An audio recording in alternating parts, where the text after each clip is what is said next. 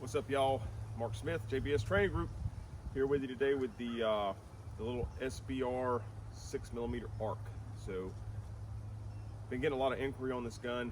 A lot of people want a video on it, so I figured we'd bang one out and kind of talk about what my thoughts were with it, what my intentions were with it, why would anybody do this, you know, that kind of thing, and what the results of that have been so far. So, jumping right in, man, this is just a Hodge Defense Mod 2 receiver set with a pinch lock rail, 12.5-inch barrel, and a direct thread can. And we'll kind of start muzzle and go towards the butt stock and talk about every part on it. So, you know, where did it come from? I had this idea where I was like, man, if we could get a dedicated suppressed gun that actually performed like a full-size gun, but wasn't as big and wasn't as bulky and wasn't as cumbersome, that would be a neat thing to have, right? As such, we're doing folding stocks, we're doing, you know, 7-inch barreled ARs, we're doing all this stuff because we like tiny, compact, you know, rifles if we can get them that way. The downside of that is always that when you reduce barrel length, which is the easiest thing to reduce on a rifle to make it smaller, you also reduce velocity. And if you watched any of my videos, you know I'm a velocity nut. Anytime we reduce velocity, we are reducing the capability of the weapon, in the sense that we're diminishing how far out the weapon becomes terminally ineffective, right? We're diminishing the distance at which we can throw these projos and still get some stuff done. You know, rifle bullets, as a general rule, operate best the faster they're going. So I want to keep that speed up as best I can for as long as I can. And when I start chopping barrel length, I'm eliminating the tube that throws that thing as hard as it does. So, you know, kind of fast forward to 6 ARC, kind of got to looking at the cartridge when it first started to become available, and started to think, man, you know, that thing seems to be doing some stuff that's not typical in a couple of ways. Number one, standard size, small frame AR-15 pattern receivers, right? That's a big one, because I don't want to be shrinking a system lengthwise, but be gaining, you know, in the overall dimensions of it. So I didn't want to have to use AR-10 receiver pattern. I wanted to keep a small frame receiver, and it checked that box. The other thing that it does well is it does very well at maintaining velocity in shorter configurations. So the difference between an 18-inch barrel 6 ARC and a 12.5-inch barrel 6 ARC is typically going to be no more than 200 feet per second in the samples that I have tested. So would you give up 200 feet per second to lose 4 inches of barrel, 6 inches of barrel, to be able to replace that 6 inches with a suppressor and now have a suppressed smaller frame system that still would outrun at distance and maintain more energy at distance terminally than the most common caliber, which is the 5.56. So I started playing around with it, and I found that this little gun right here is incredibly capable. Incredibly capable. It maintains very good velocity for extended ranges. The Projo design is such that this thing can accept, you know, 2,200 feet per second, 2,000 feet per second, 1,800 feet per second, and still fly very straight, still have a great BC that's bucking wind good. I mean, it's pretty remarkable what this little gun can do. And you know, I said, well, let's look at it from a perspective of what if we could make a mini precision gas gun. Like that's kind of what I was going for, yeah. So I reached out to Compass Lake and had them turn me a Bartlein barrel cut to 12.5 inches on a mid-length gas system. And you know, I told them I was going to run it dedicated suppressed. This is a direct thread can. And so they cut it up, sent it to me, and I started playing with it a little bit. And it was always a little bit gassy. and I understand that, companies, oftentimes people will say, hey, it's going to be dedicated suppress and, and this and that, but a lot of times they don't really mean what they say, and so you'll end up with customer service issues where the gun's not running. Well, what are you doing? Because you told us it would be suppressed. Well, I know I said that, but now I changed my mind. And so you get into this kind of mess. So they try to, favor in the side of caution by way of, we want this thing to run no matter what all the time. And so it was a little gassy when I got it. I sent it off to Alex over at Trajectory Arms in Utah. And honestly, that was the first time I'd ever really sent a gun to a real deal gunsmith to actually tune it. And man, full disclosure, I didn't expect much, right? I didn't anticipate much, but he was wanting to kind of collaborate with me and do some work with me, and I, I was interested in what he had to offer as well. I stopped by there when we were doing our little RV world tour this year, saw his shop, and I was interested in what he had going on out there. So I sent him this gun. I was like, man, just play with this one and see what you can do with this one. Dude, he sent this thing back a whole different animal. It is outstanding what he has been able to do with this. In the comments, don't ask me what he did, because I don't know what he did. It's not my job to know what he did. But I can tell you that this gun shoots softer, smoother, and more with care, maybe. It's nowhere near as violent as it used to be. He's done some stuff with the porting, with the gas block, with the buffer system, and all kind of things. It's just a whole different gun. If you got a gun that you think could probably run better, send it to Alex. Man, it's fantastic what he was able to do with this thing. So finally got it running good. Started competing with it a little bit, and guys, this thing is running in the top 5, top 3 circles. It matches with 20-inch Valkyries, 22-inch Creedmoors. Like it's pretty remarkable what this little guy has been able to do. So without further ado, let's start from the front, head toward the rear. For those of you that don't know what 6-ARC is, it's essentially a variation of 6.5 Grendel. The thing that 6-ARC does better than 6.5 Grendel is it flies faster and straighter longer, right? So 6.5 Grendel normally, if you take two 18-inch variant guns, 6-ARC and 6.5 Grendel, and you start chunking Projos, typically at around the 700-800 yard mark, the Grendel's going to kind of go into that transonic phase, and it's going to start to get affected by wind a little bit better, or a little bit worse, however you want to say that. 18-inch gun, 6-ARC, this Projo stays supersonic out to 1,100 yards. 12.5-inch gun, this Projo stays supersonic out to 800 yards. Which is phenomenal. So that's kind of what it is. It's a cartridge that was born by Hornady. Hornady kind of had this brain baby of it. They started busting it out. The example box I have here is Hornady Tap. This is 106 grain tap from them. This actually works really great out of this 12.5-inch gun. And the BC that is ballistic coefficient of the 106 grain tap is a little bit higher than its counterparts in 108 grain and 105 grain ELD. And so that's kind of what the cartridge is. It's a 6mm, obviously 6mm Projo being thrown out of a big fat casing.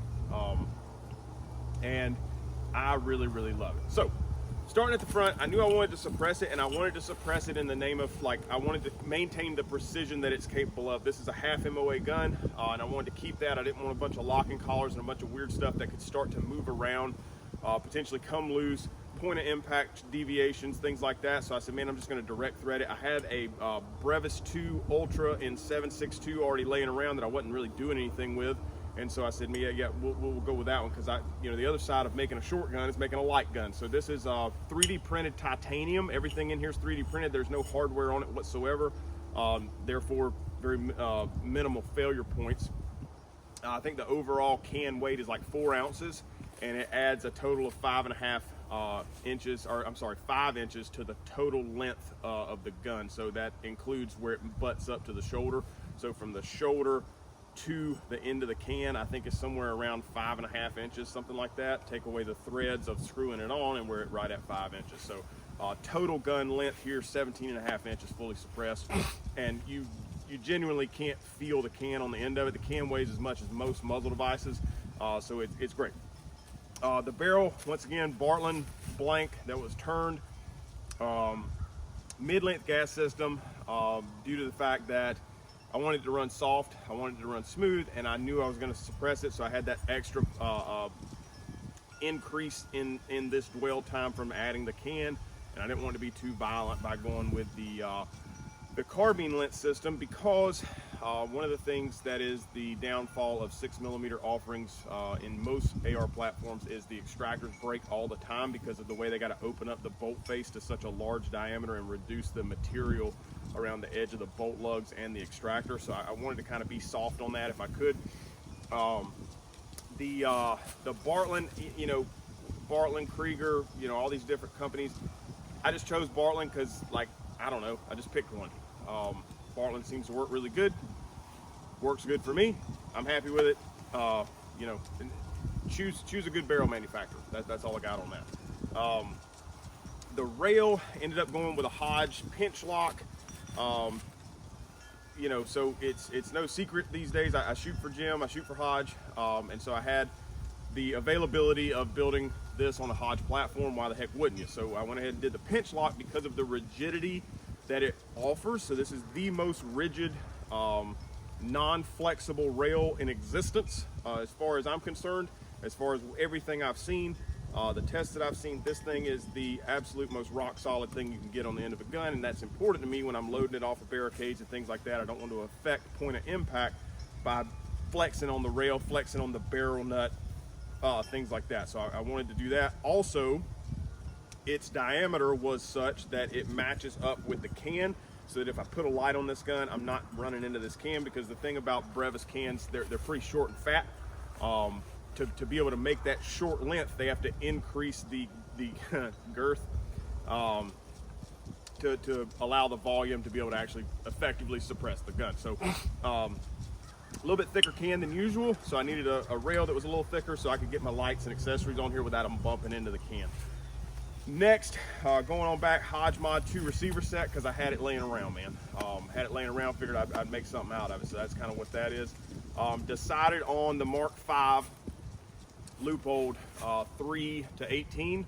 I think it's a 3.5 or 3.6 to 18 actually, because this is absolutely an 800-yard gun, and at 800 yards, a 1 to 6.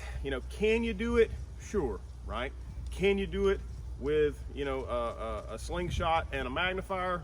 If you give yourself enough tries, yes, but that don't make it the best way to do it. So I wanted the best way to do what I was trying to do, and I thought the Mark V fit great on this thing. It's really light. It has fantastic glass. This thing has been solid for me. It's pretty beat up. I've used it excessively. It's never failed me.